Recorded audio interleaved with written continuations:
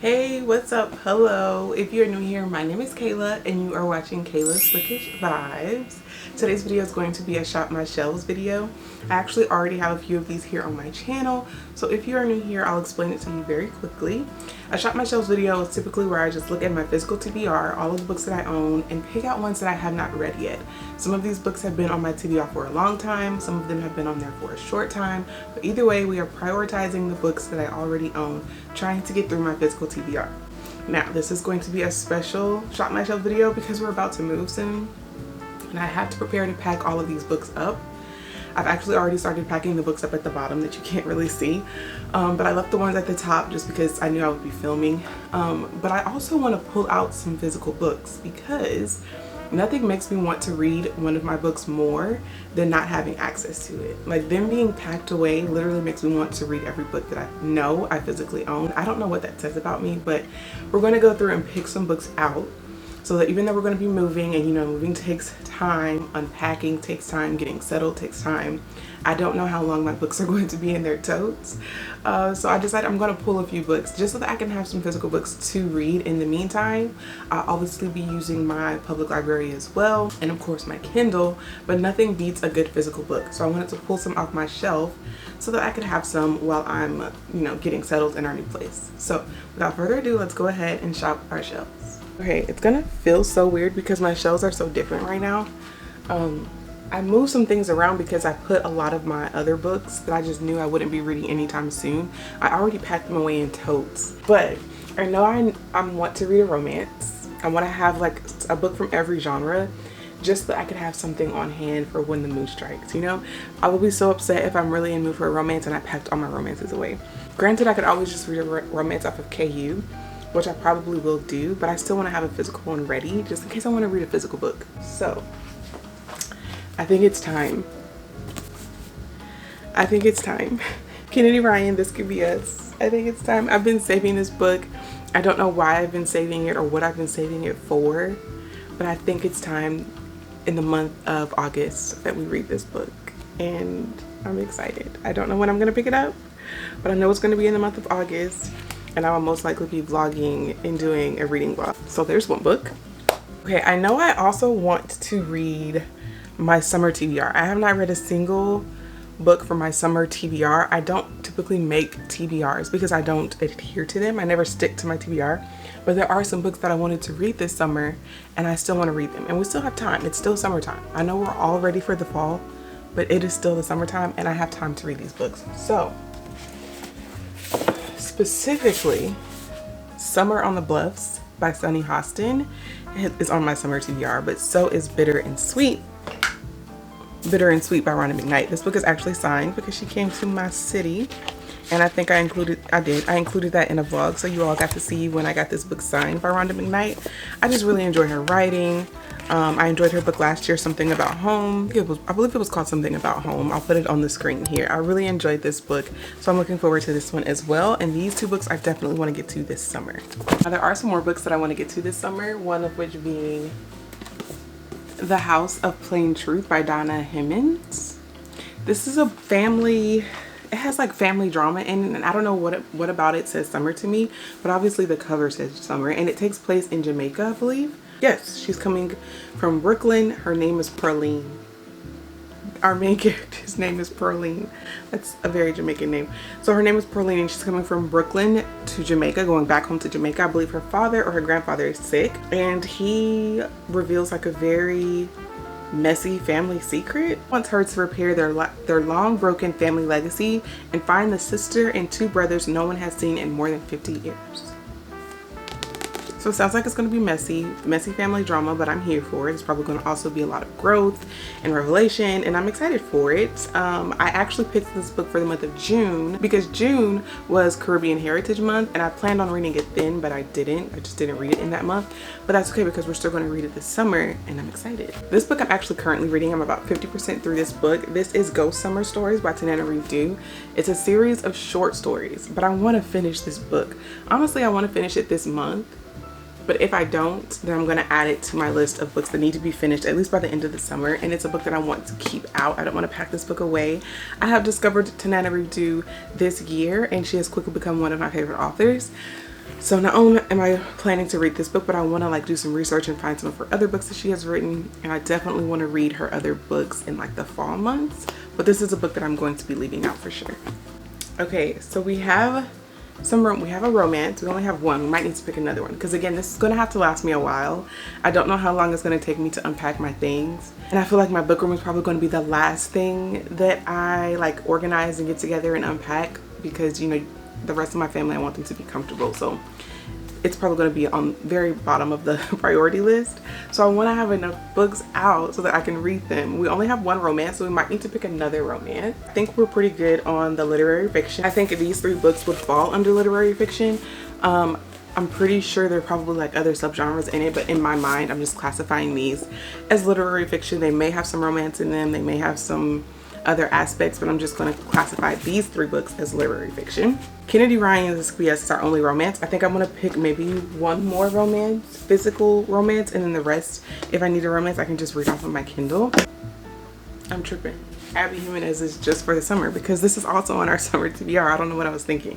So we're going to read Abby Jimenez's Just for the Summer. I've already read Yours Truly and Part of Your World. I did a vlog on this video where I did like an author taste test and I read both of these books back to back and I enjoyed them. Part of Your World, I believe I gave 3 stars and Yours Truly I gave 4 stars. So I'm really excited to get into this one because everyone that I have seen read this book has given it 5 to 6 stars. So I'm hoping it lives up to the hype. And I do really enjoy Abby Jimenez's writing style, so I'm excited to get into this one this summer. So that's 2 romances. Now we need some thrillers. We need some thrillers. I'm always in a thriller mood. I typically like to squeeze in thrillers in between each genre that I read, so we need some thrillers. I know for sure Riley Sager, Middle of the Night, will get read this summer. I'm really excited. I read my first Riley Sager book last year. I cannot remember the name of the book, but I can see it in my mind. It's like red and blue.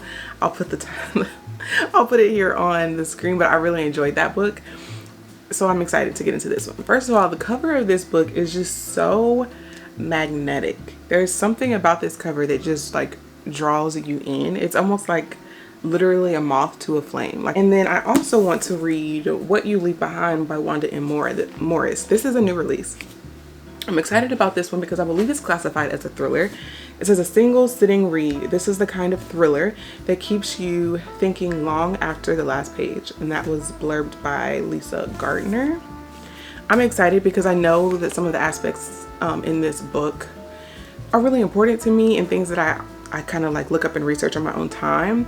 I believe in this book, they're in South Carolina, which if you know, my husband is from South Carolina. It's like a second home. And they're in South Carolina and there's land being taken away or land being like purchased by big companies, big corporations.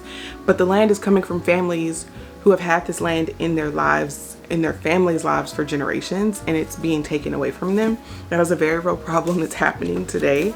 So I'm excited to see how she spins that into a thriller. You wouldn't necessarily correlate that with the thriller genre. I would believe it to be more of like a literary fiction type of book, but I'm not as creative as obviously this writer, so I want to see how she incorporates it into a thriller. It says Dina Wood's life has fallen apart in the aftermath of losing her beloved mother, her marriage, and her prestigious job at an Atlanta law firm.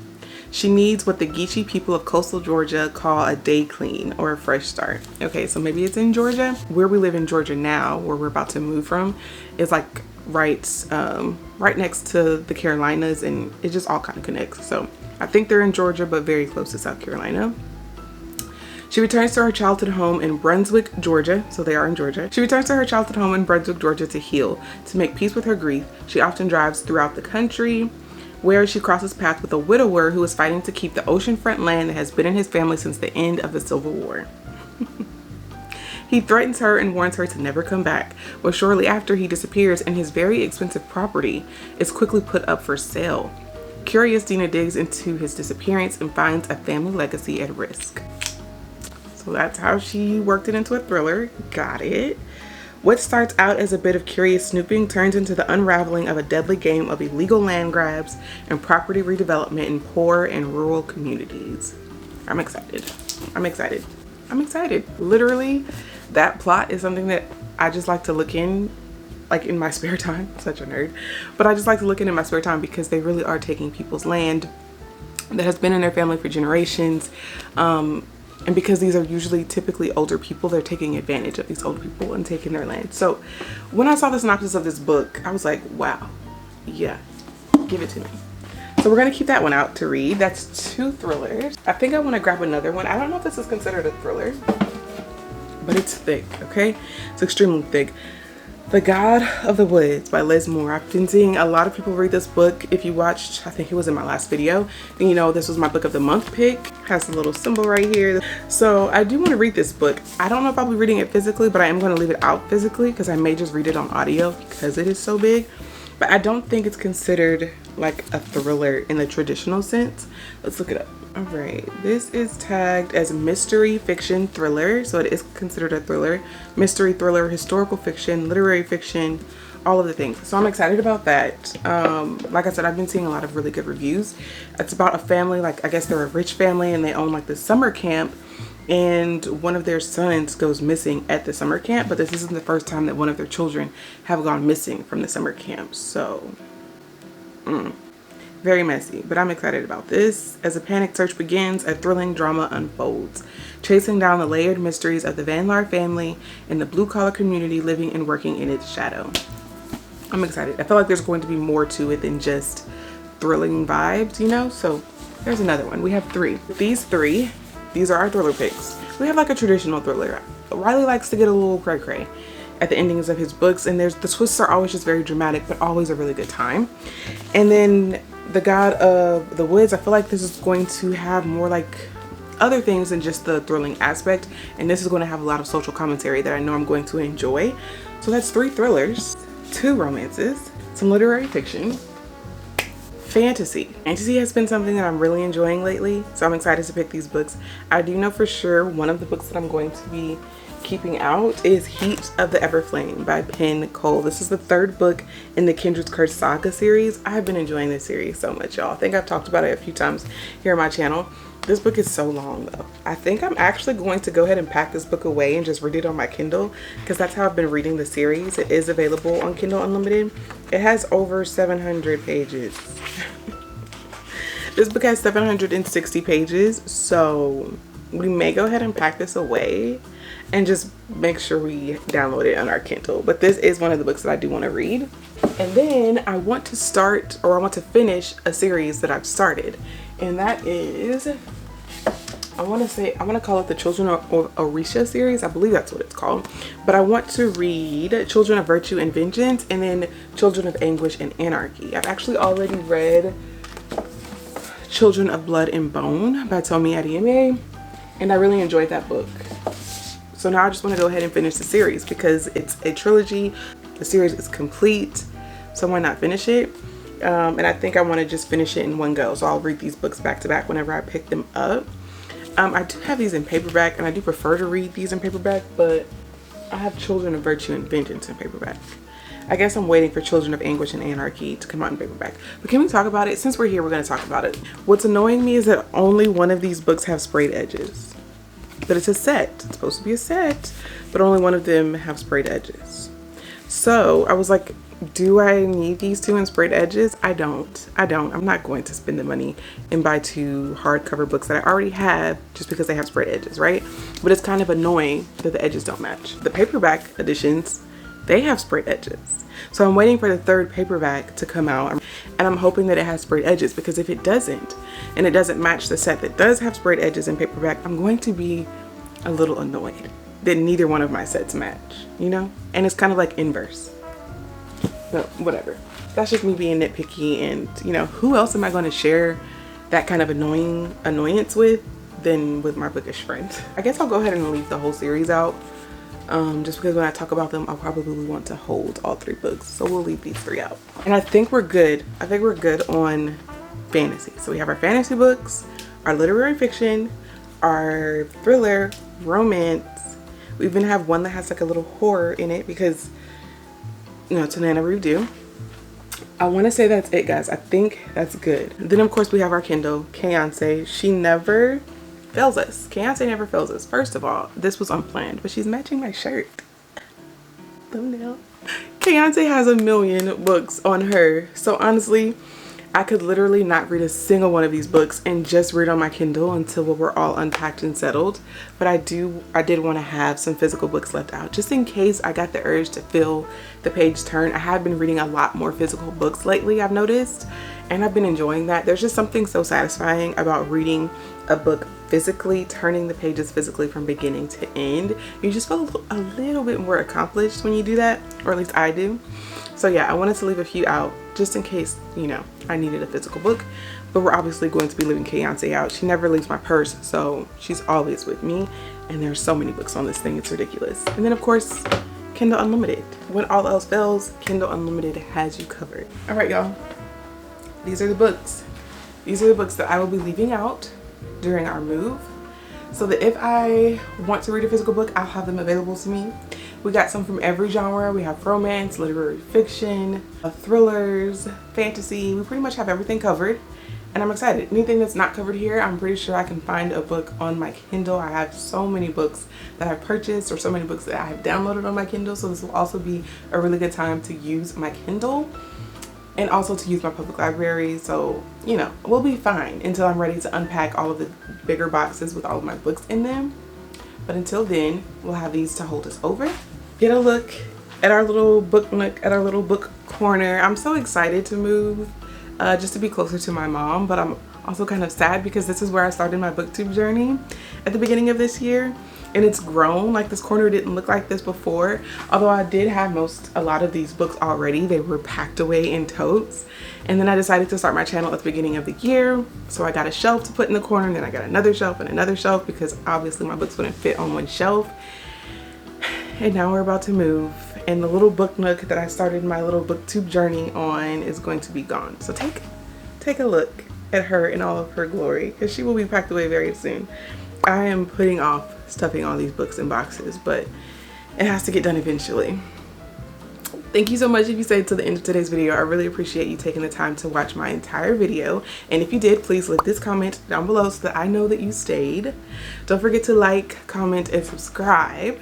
And if you read any of the books that we picked off of our shelves, let me know what your rating was and what your thoughts were on that book without leaving any spoilers. I really appreciate you all. Thank you so much, and I'll see you in my next one. Bye.